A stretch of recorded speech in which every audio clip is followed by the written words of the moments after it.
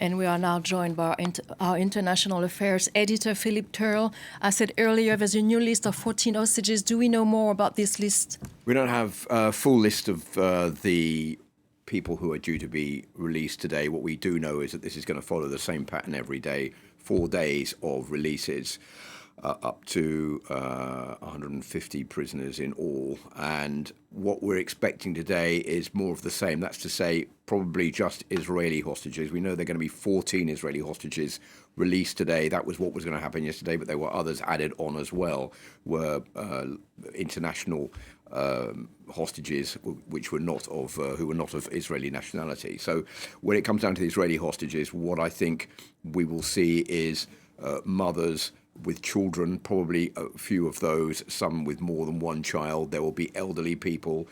There will probably also be some people who need special needs, who are elderly as well for that reason, who may be accompanied also by other members of their family who were kidnapped at the same time, possibly young children.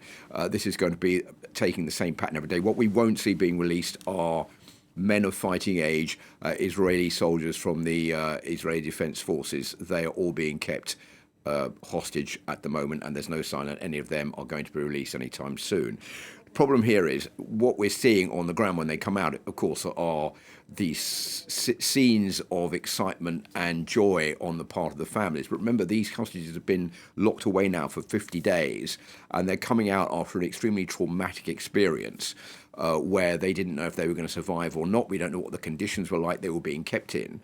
They're then going to find out that the village they lived in was destroyed, that many of their friends or their family members were murdered or have died.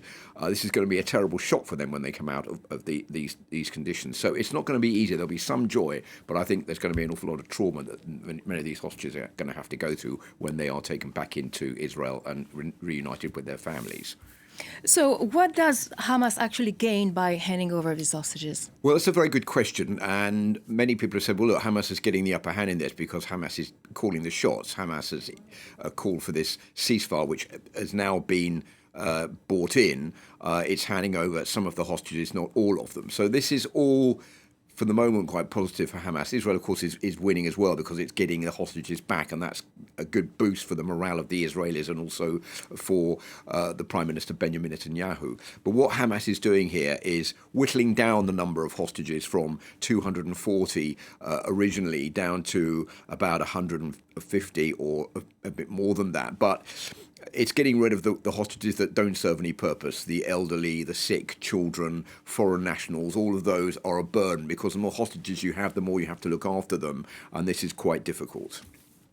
Thank you, Philip Turle. Thank you. And both Spanish and